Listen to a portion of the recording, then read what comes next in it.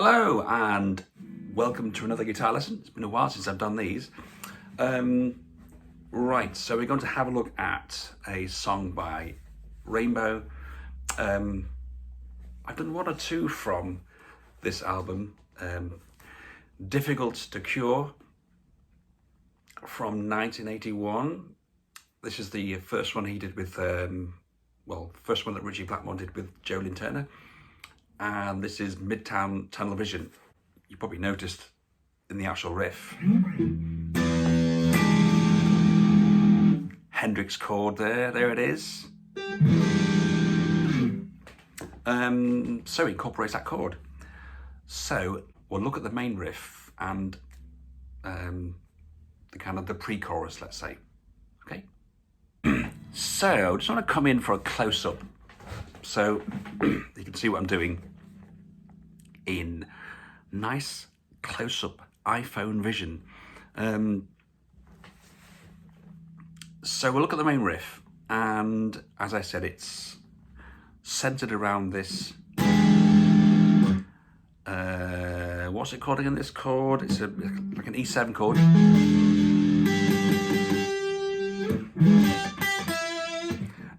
There we are, it's a sharp 9, isn't it? Yes, that's your 8th note. 9th note, sharp 9. So E7 sharp 9. So, it starts off with a big bass note. I mean, the actual song starts off with a trill or hammer-on pull-off. There we are, just on the 2nd fret. 4th string.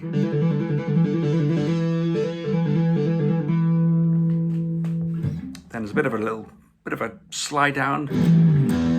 Sorry. Then we're into the first chord with the bass note, 6th string E beforehand, and just hit the chord. Okay. There is the chord. So that's your E, G sharp, so it's an E major chord with a 7th, and then the sharp 9 on the top. There it is. So hit the chord, and then we have a typical riff from Blackmore, bit of chromaticism in there. So, bit of a close-up. So we got 5th fret. Hit the E string again. 5th, 6th, 7th on the 6th string. Then you're going to leap to the 4th string on the 5th fret.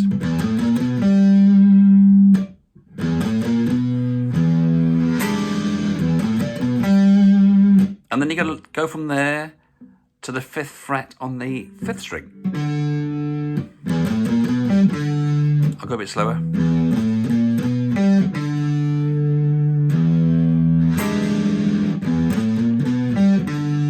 But what you're going to try and do, you're going to try and bend it. I'm not sure if he tries to bend it to the E, which is quite a big bend really. Probably just tweaks it up and down, or down and up, and a bit of vibrato as well.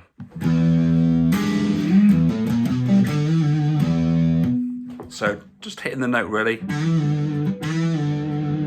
It's not an exact science as to what he does, but that's basically what he does. So just to run that again, you've got open string, chromatic run, 4th string, 5th fret, 5th string, 5th fret, bit of a bend. Just a word about bends. Obviously we do bends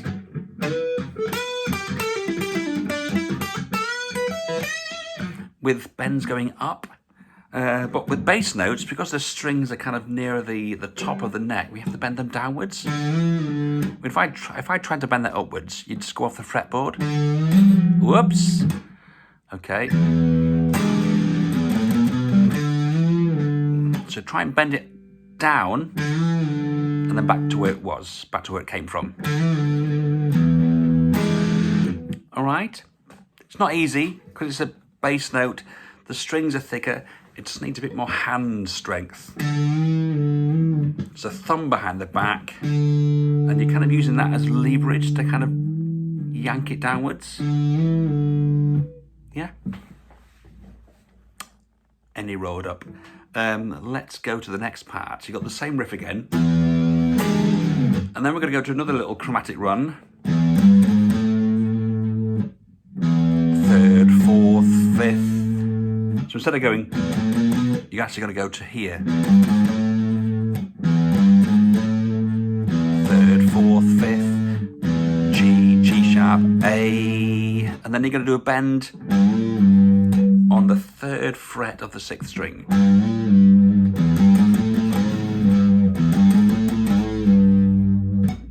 As soon as you hit that,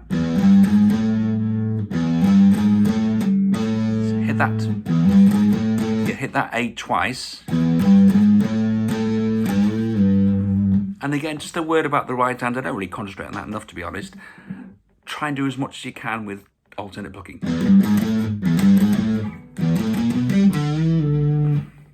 All right, and the same here. Again, you're having to yank that string downwards. Not easy, because it's the thickest string on the guitar, so you have to kind of use a lot of finger strength, which will kind of get better over time, depending on what level you're at. That's the second part of the riff. So I'll play the whole lot together.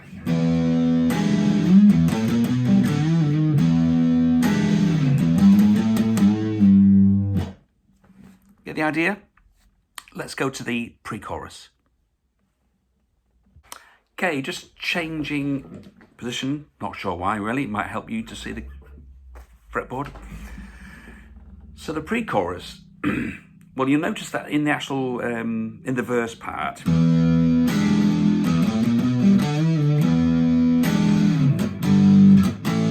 you've got these kind of like pulled chords. I'm doing the little kind of percussion bit, because that's the kit, hitting the snare or whatever, to initiate those 2 chords.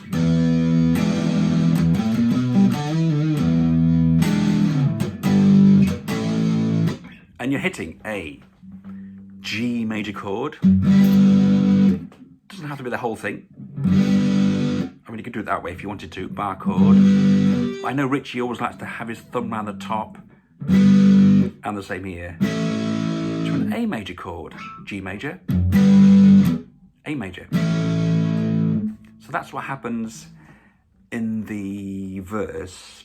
Chorus, or let's just say the pre-chorus, uses the same 2 chords, okay? But that's kind of anticipated by the end of the main riff. Let me just show you.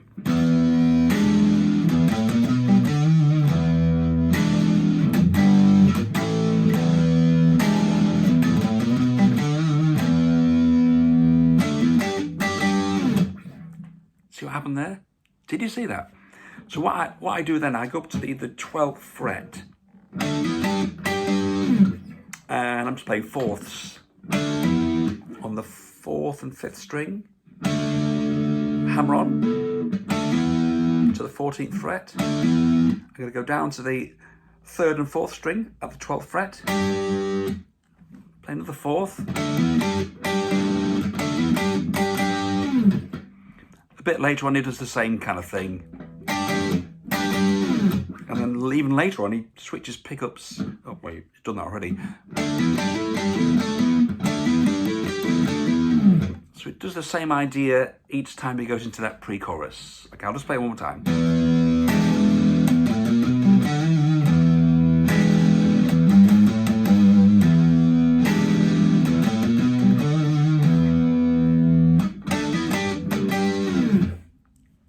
That takes him into the pre-chorus, which is basically the same 2 chords, G and A. But it hits the bass note of each chord first.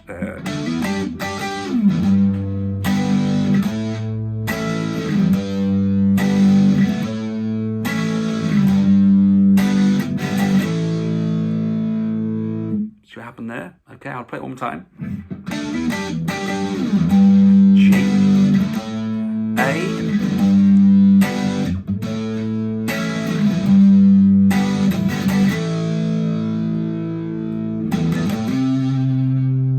goes to a C, A, C.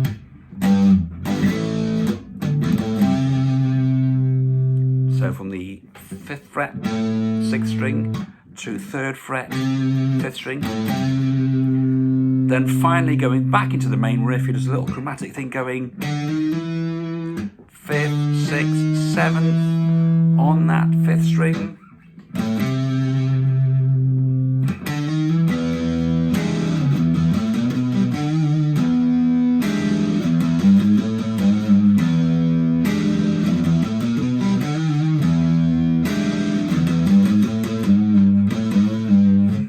And each time he goes back into the chorus, sorry, not chorus, into the verse, he plays that bit twice with a bend at each time. It's a bit hard on the left hand, to be honest, but there we are. Finger strength will help. So I hope you found that a useful video. Yeah, Richie Blackmore, his Rainbow Band with Joe Lynn Turner on vocals and Midtown Tunnel Vision. A little bit of an influence there from Jimi Hendrix. Two masters in one song, let's say. Hope you enjoyed that. Any comments, just comment below, and I'll see you in the next lesson. Bye.